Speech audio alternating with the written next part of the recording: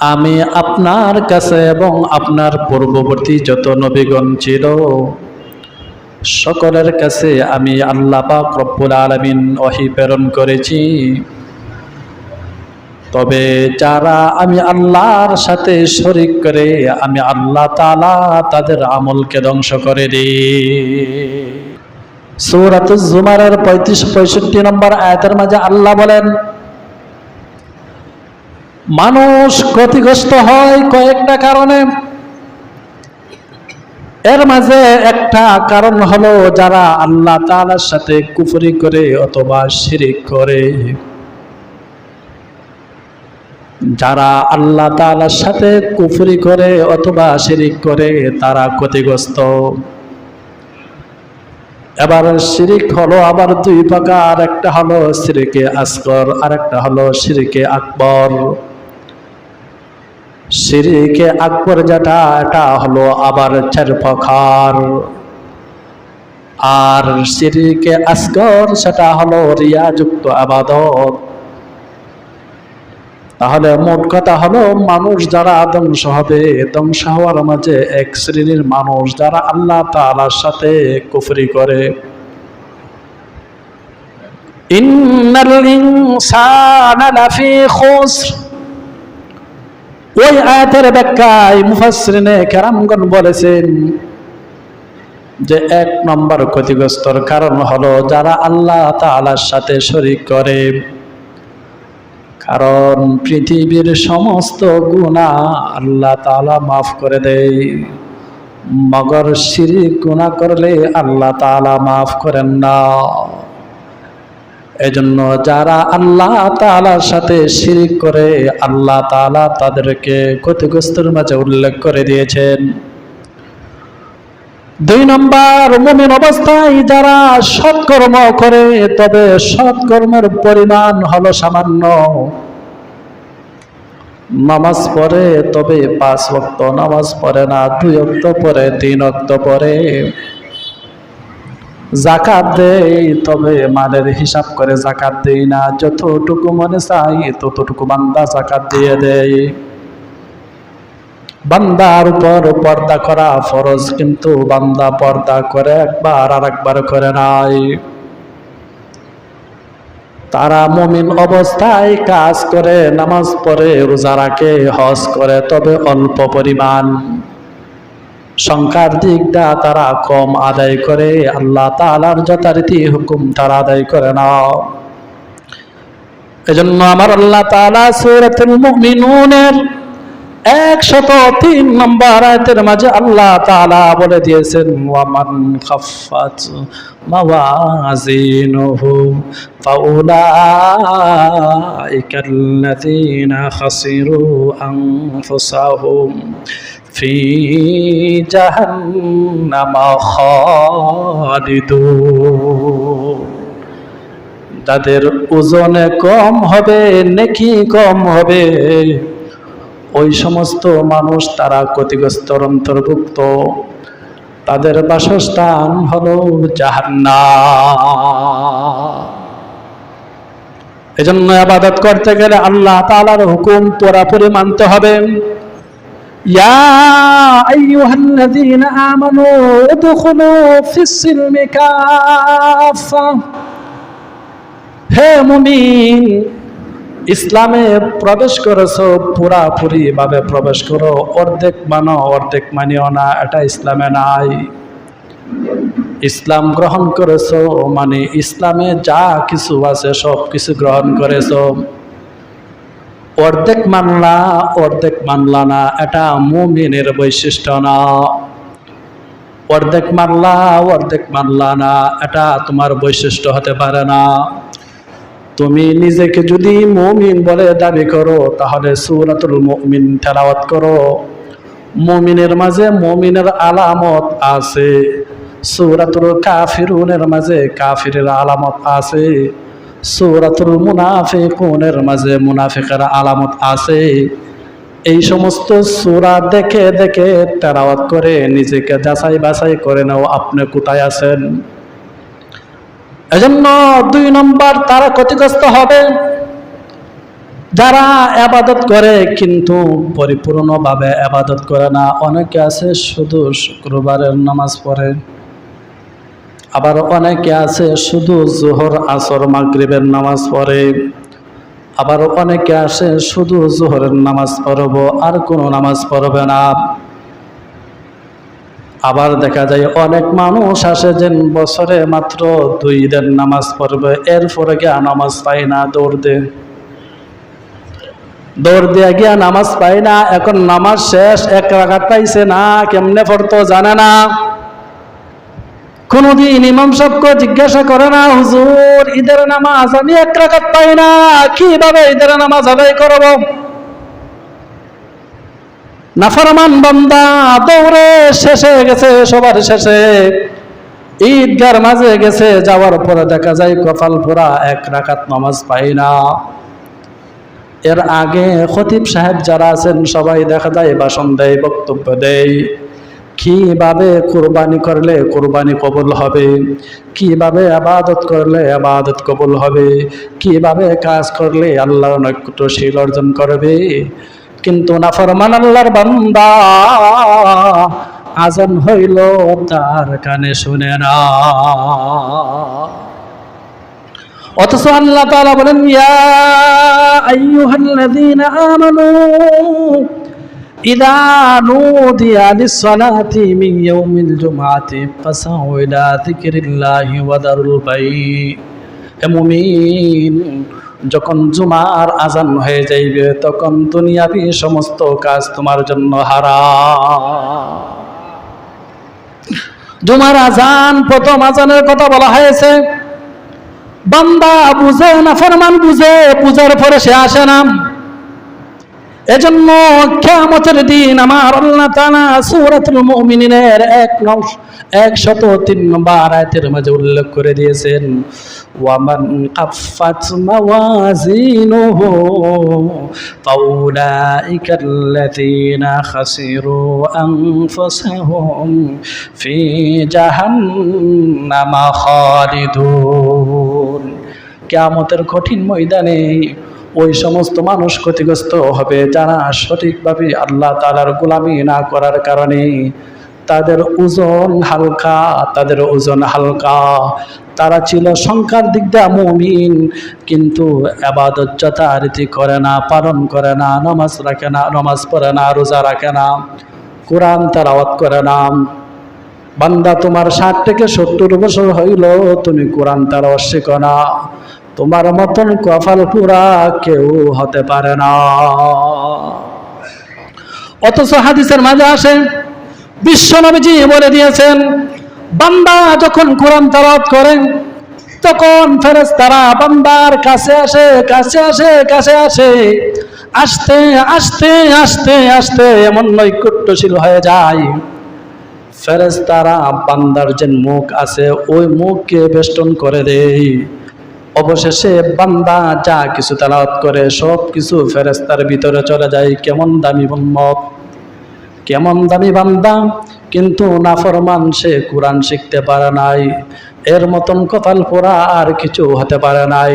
দুনিয়ার সব কিছু শিখছো, ব্যবসা শিখছো, বিবাহ শাদী শিখছো, রাজনীতি শিখছো, সমাজ কিভাবে চালায় এটা শিখছো, পরিবার কিভাবে চালায় এটা শিখছো, কিভাবে মানুষকে ধোঁকা দেওয়া যায় এটা শিখছো, কিন্তু কোরআন তেলাওয়াত করতে পারো নাই। তোমার মতন সম্ভব এই পৃথিবীর বুকে কেউ না।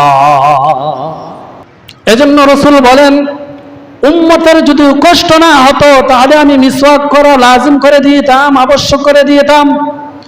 কারণ ফেরেশতারা তেলাওয়াত করতে পারে না, একমাত্র জিবরাইল আলাইহিস সালাতু ওয়াস সালাম তেলাওয়াত করতে পারে। বাকি যে সমস্ত ফেরেশতা তারা তেলাওয়াত করতে পারে না।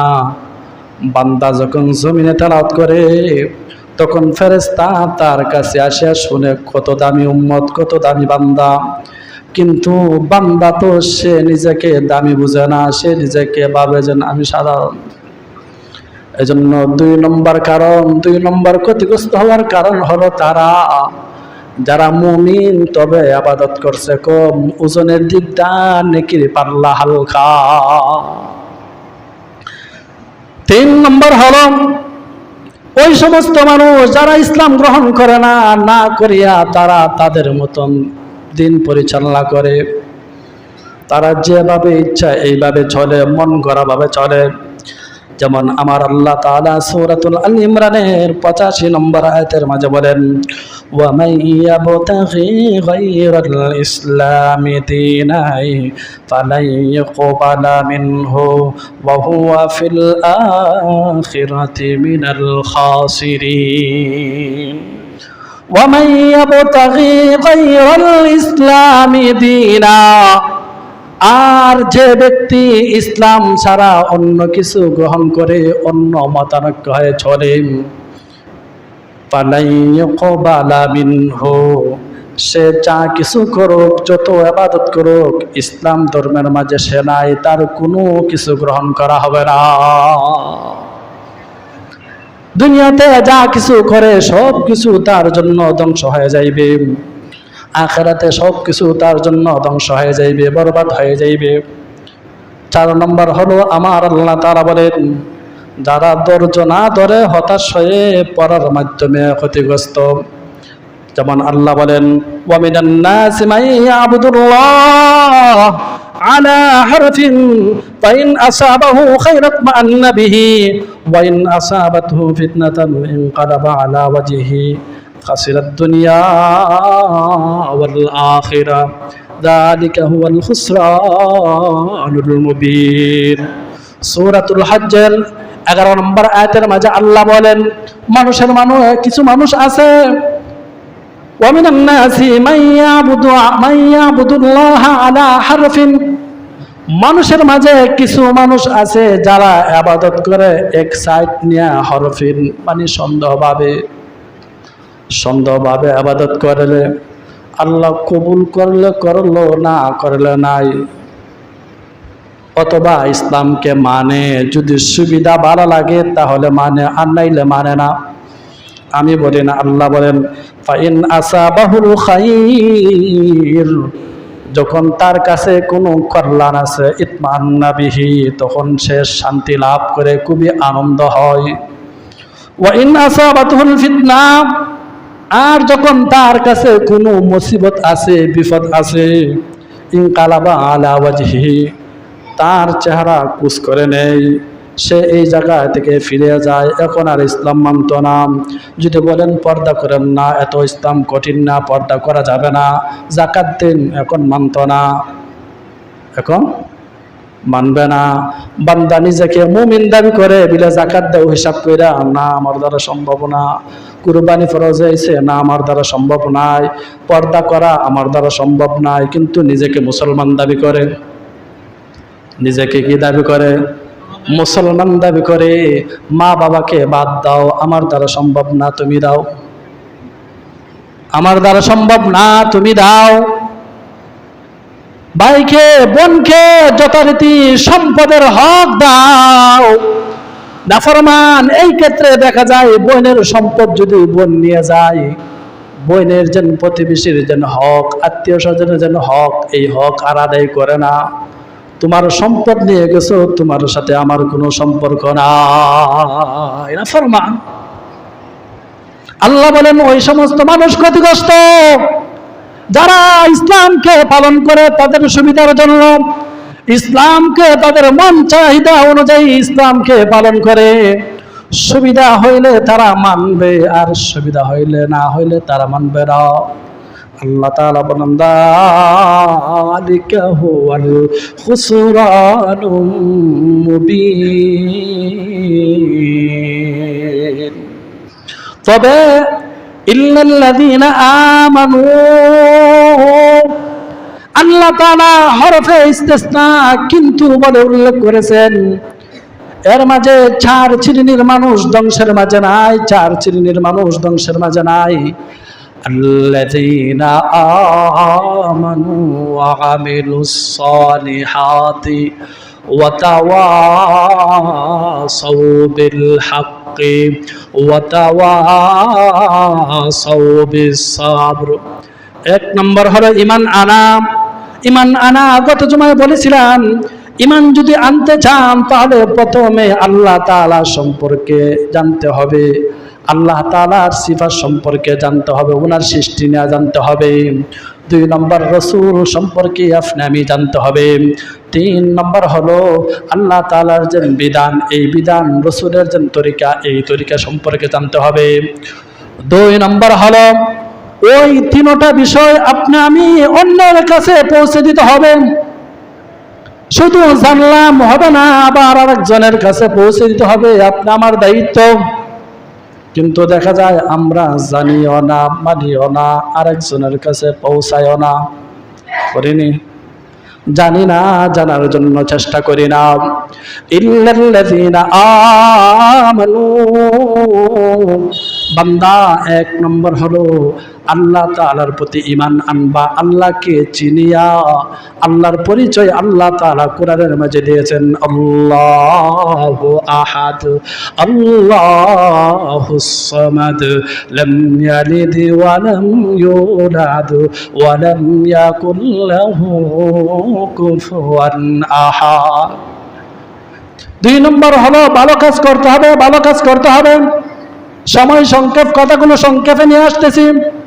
3 নম্বর যেই বিষয়টা হলো ওয়াতাওয়াসাউ বিল হাক্কি ওয়াতাওয়াসাউ বিস সাবর। 3 নম্বর বিষয়টা হলো সৎ কাজের আদেশ দেওয়া, আর 4 নম্বর বিষয়টা হলো অসৎ কাজ থেকে নিষেধ করা। ও বান্দা, তুমি যদি শ্রেষ্ঠ নবীর শ্রেষ্ঠ উম্মত হতে চাও, তাহলে 2টা গুণ তোমার থাকতে হবে। আগের উম্মত যারা ছিল তাদের একটা গুণ ছিল, তারা শুধু নবীদের প্রতি ঈমান আনতো, আল্লাহ তাআলার প্রতি ঈমান আনতো। তারা সওবিল হক সওবিস সবর, সৎ কাজের তারা আদেশ দিত না, অসৎ কাজের তারা নিষেধ করত না। এজন্য তারা শ্রেষ্ঠ নবীর শ্রেষ্ঠ উম্মত হতে পারে না। শ্রেষ্ঠ নবীর শ্রেষ্ঠ উম্মত হওয়ার জন্য 2টা বৈশিষ্ট্য হলো আমার আল্লাহ তাআলা বলে দিয়েছেন, কুনতুম খায়রা উম্মাতিন উখরিজাত লিন-নাস তা'মুরুনা বিল মা'রুফ ওয়া তানহাউনা আনিল মুনকার। হে বান্দা, তুমি যদি শ্রেষ্ঠ জাতি, শ্রেষ্ঠ উম্মত হতে চাও, শ্রেষ্ঠ নবীর শ্রেষ্ঠ উম্মত হতে চাও, তাহলে সৎ কাজের আদেশ দিতে হবে, অসৎ কাজের নিষেধ করতে হবে। আমরা করি? কথা বলেন। সৎ কাজের আদেশ করিনি। একজন দেখা যায় খারাপ কাজ করে, এখন তাকে বাধাও দেই না। নিজের জন্য যেটা পছন্দ করি, বাইরের জন্য পছন্দ করি। কথা কন না? আমার জন্য যেটা পছন্দ করি, আমার আরেক ভাইয়ের জন্য এটা পছন্দ করি না, আমার দাদার জন্য পছন্দ করি না। চাই শুধু আমি যেন শান্তি থাকতে, আমার ভাই যেন শান্তিতে না থাকে। আছে কি নাই? আপনার মহল্লার মাঝে মনে নাই? আছে?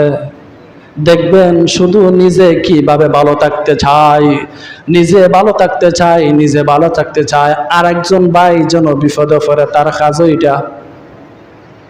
আল্লাহ বলেন ওই সমস্ত মানুষগুলো ক্ষতিগ্রস্ত। এজন্য নিজে যারা পছন্দ করেন, আর একবার জন্য এটা পছন্দ করতে হবে। নিজে যেটা খান, আর একজন খেয়ে দিলে এটা দিতে হবে। এজন্য নিজে সৎ কাজের আদেশ করতে হবে। নামাজ পড়েন, আর একজনকে নামাজের কথা বলতে হবে। রোজা রাখেন, আর একজনকে বলতে হবে। সমাজ যেন সুন্দরভাবে পরিচালনা হয় বলতে হবে। শুধু নিজে করলে শ্রেষ্ঠ নবীর শ্রেষ্ঠ উম্মত হওয়া যাবে না। 4 নম্বর যে বিষয়টা হলো ওয়াতাওয়াসাউ বিস সাবর। হে বান্দা, 4 নম্বর যে বিষয়টা হলো মানুষ যখন মন্দ কাজ করবে তখন তুমি বাধা দাও। আমরা দেইনি? আরো খান ভাইটা শুনি, খুব ভাল লাগে, খুব ভাল লাগে, কারণ আর একজনের গীবত শিকায়ত খুব ভাল লাগে।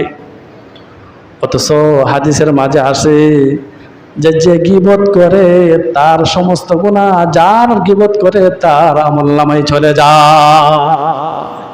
বান্দা বুঝে না। আমরা শুধু দেখা যায় আরেকজনের দোষ বর্ণনা করি, দোষ ঘটনা করি।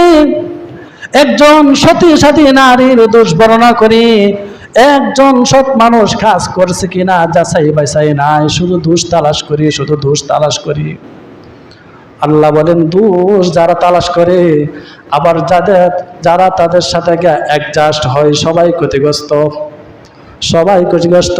ওয়া আমিলুস সালিহাতি ওয়া তাওয়াসাউ বিল হাক্কি ওয়া তাওয়াসাউ বিস সাবর। আল্লাহ তাআলা সবরের সাথে এই কথা উল্লেখ করেছেন, বান্দা সবর হলো তিন প্রকার। এক নম্বর হলো আস-সাবরু আলা তাআতিল্লাহ। এ বান্দা, আল্লাহর হুকুম পালন করতে গেলে তোমার কষ্ট হবে, মানুষকে তুমি বারণ দিতে গেলে মানুষ তোমাকে বাধা দিবে। বান্দা, তোমার উচিত হলো তুমি সবরের সাথে সৎ কাজগুলো করো। একজন অন্যায় কাজ করে তাকে বাধা দাও, বাধা দিলে তোমার প্রতি বিপদ আসতে পারে, তোমার প্রতি নির্যাতিত আসতে পারে, তোমার প্রতি বিভিন্ন ধরনের কথা আসতে পারে। বান্দা তুমি সবর করো। কি করো? বান্দা তুমি সবর করো। দুই নম্বর হলো আস-সাবরু আলা তাআতিল্লাহ। আর দুই নম্বর আস-সাবরু আলা মাসিয়াতিল্লাহ। বান্দারে, আল্লাহর হুকুমের বিপরীত কিছু কাজ আছে, যেই কাজগুলো করতে তোমার মনে চাইবে, নামাজ না পড়তে তোমার মনে চাইবে, রোজা না রাখতে তোমার মনে চাইবে, দাড়ি না রাখতে তোমার মনে চাইবে, খারাপ কাজ করতে তোমার মনে চাইবে। ও বান্দা, ওই সমস্ত যে ভালো কাজগুলি তোমার করতে মনে চাইবে, এই সমস্ত না চাইবে, ওই সমস্ত তুমি কাজ আল্লাহর জন্য করো, আল্লাহর জন্য করো। নামাজ পড়ো আল্লাহর জন্য, কষ্ট হলে সবর করে পড়ো, কারণ আল্লাহ তাআলা তোমাকে দায়িত্ব দিয়েছেন, নামাজ ফরজ করে দিয়েছেন, হজ ফরজ করে দিয়েছেন, মানুষের সাথে ভালো কাজগুলো করা তোমার উপর ফরজ করে দিয়েছেন। তিন নম্বর হলো সবর আলা আকদারিল্লাহ। বান্দা, তুমি যখন এই দুইটা কাজ করবা, তখন তোমার প্রতি অনেক ধরনের বিপদ আসতে পারে, উপস্থিত বিপদ আসতে পারে। যেমন নবীর প্রতি বিপদ আসছে। নবীজি 3 বছর জেল কাটেছেন, নবীজি দান্দান মুবারক শহীদ হয়েছে, রক্তে রঞ্জিত হয়েছে। বলেন তো দেখি, পৃথিবীর মাঝে নবীর চাইতে দামি মানুষ আর আছে? কথা বলেন, নবীর চাইতে দামি আর কোন নবী আর আছে? এত বড় নবী, এত সম্মান, এত মর্যাদা, আল্লাহর পর যার সম্মান, যার ইজ্জত, ওই নবী দেখা যায় পৃথিবীতে আসার পর দ্বীনের জন্য দন্দন মুবারক শহীদ হয়েছে। দ্বীনের জন্য 3 বছর থেকে 3.5 বছর আপনি জেলখানায় শিয়াবে আবু তালিবে থেকেছে। দ্বীনের জন্য দেখা যায় রক্ত রঞ্জিত হয়েছে। কিন্তু কেন হয়েছে? ওই নবীর চাইতে আমরা ভালো বুঝাইতে পারো? কথা বলেন, নবীর চাইতে আমরা